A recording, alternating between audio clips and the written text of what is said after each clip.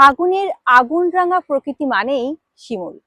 সবুজের ভিড়ে হঠাৎ যেন ঝলসে ওঠা এক অগ্নিশিখা। পথ চলতেই এই সময়ে আপনার চোখে পড়বে এই লাল বর্ণ ধারণ করা শিমুলকে। এ যেন এক রক্তিম উচ্চারণ।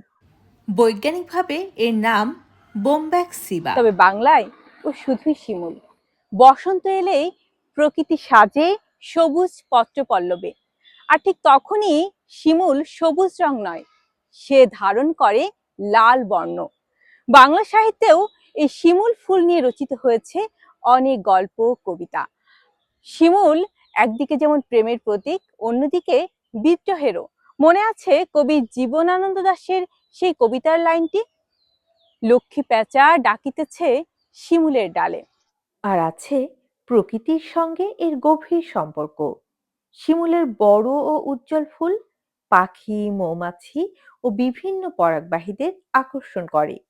অসংখ্য জীবনের খাদ্য ও আশ্রয় যোগায় এই গাছ। অর্থাৎ শিমুল শুধু একটি ফুল নয়, এটি একটি ছোট্ট বাস্তুতন্ত্র। শিমুল আমাদের শেখায় সব পাতা ঝরে গেলেও জীবন থামে না। শূন্যতার মাঝেও ফুটে উঠতে পারে দীপ্ত রং। সবাই যখন সবুজে মেতে ওঠে তখন আলাদা হয়ে জ্বলে ওঠার নামই শিমুল। পথ চলতে হঠাৎ যদি দেখেন আগুন রঙা কোনো গাছ, মনে রাখবেন ওটা বসন্তের স্বাক্ষর, প্রকৃতির সাহসী কবিতা। শিমুল মানে লাল স্বপ্ন, শিমুল মানেই আগুনের মতো বেঁচে থাকা।